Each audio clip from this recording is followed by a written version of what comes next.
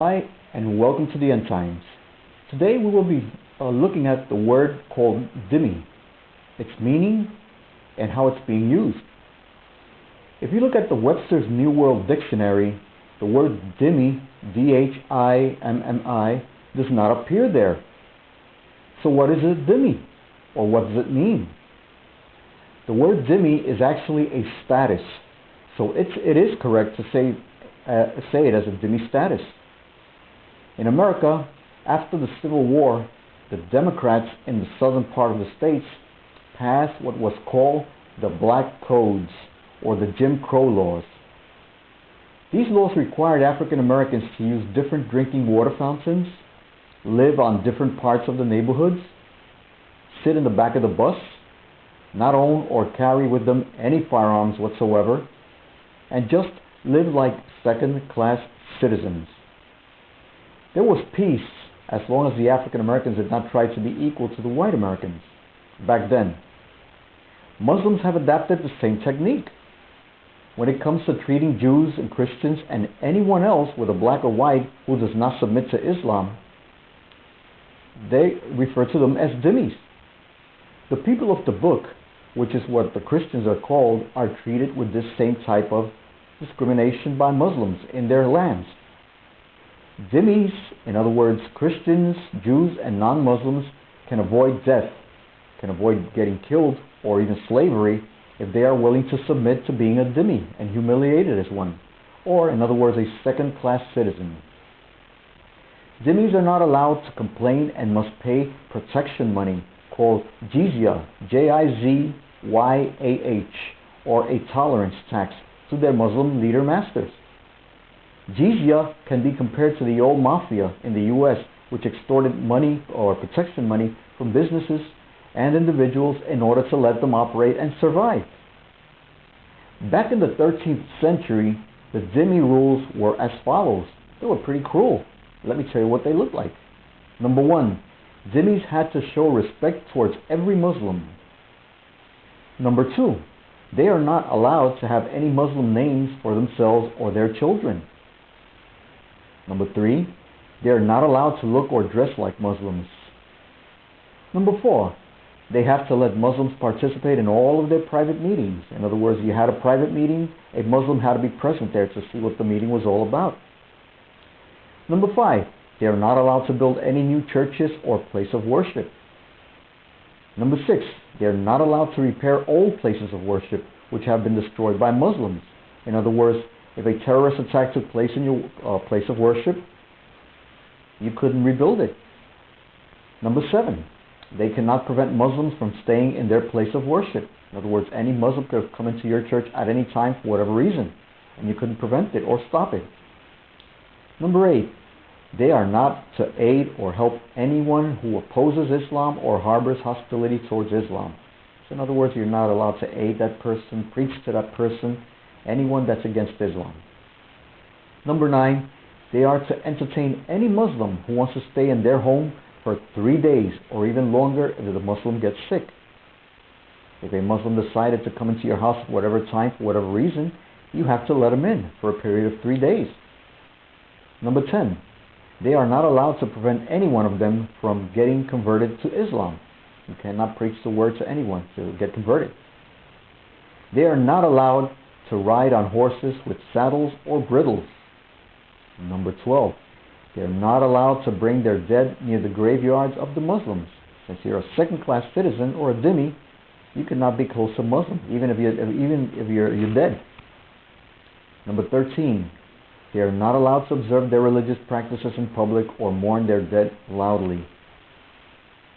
Number 14, they are not allowed to buy Muslim slaves. Number 15, they are not allowed to sell or drink alcoholic beverages openly. Number 16, they're not allowed to have any firearms whatsoever. So you couldn't carry a firearm whether concealed or in public. You were not allowed as a dhimmi. Number 17, they're not allowed to wear signet rings or seals on their fingers. Couldn't wear any rings or any seal or anything that identifies you or your religion. Number 18, they are not allowed to wear any dress which shows their inferior status and which separates them from the Muslims. Number 19, they're not allowed to build their houses in the Muslim neighborhoods. In other words, you couldn't build a house in the Muslim neighborhood. You had to go far away from it, probably an inferior place. And number 20, they are not allowed to propagate their customs among the Muslims. In other words, you can't bring your customs to them, you can't preach to them, you can't show them or in other words, convince them of your right doings. What this all boils down to is non-Muslims are only allowed to breed in order to survive. All of their human rights are taken away from them. Back in 1319 through 1389, the conquest of Byzantine Asia Minor was under 5 sultans. Christians who kept their faith were made dhimmis under Sultan Murad I. A diversime, or children's tax, was forced upon these Christians. This was the practice of forcibly taking young children or young Christian boys ages 7 to 14 away from their families. Now these boys were used as slaves and put into Muslim homes. There they were taught the Turkish language and treated harshly to prepare them for military life. All they wanted them was the soldiers, the fighting. That was it. This emotional trauma was intended as a form of brainwashing to get them to forget their Armenian, Greek, Serbian, Bulgarian, and Albanian Christian families. These boys were told that the Sultan was their only father and were indoctrinated to become Muslim fighters. They were taught that if they died in battle for the cause of Allah, they would go to paradise. Islam has a 1,400-year reputation for reducing non-Muslims to second-class citizens called dhimmis. They've been doing this for thousands of years. On December the 4th, 2006, the CAIR, or the Council on American Islamic Relations, which has ties to terrorist organizations, wanted to enforce dhimmi status on columnist Dennis Prager by forcing him to be removed from serving on the U.S. Holocaust Memorial Council. The reason was that Prager was critical of Representative Keith Ellison's act of being sworn into office on the Quran. By the way, the CAIR is situated in Washington, D.C., with the help and blessings of Barack Hussein Obama. Under Islam, are all men created equal? No. The answer is purely no, they are not. Under Islam, if you are not a Muslim, Allah sees you as a second-class citizen and commands Muslims to treat you as such. That can easily be verified in Surah 9:29, where Allah commands non-Muslims to pay a jizya or tolerance tax for not being Muslim.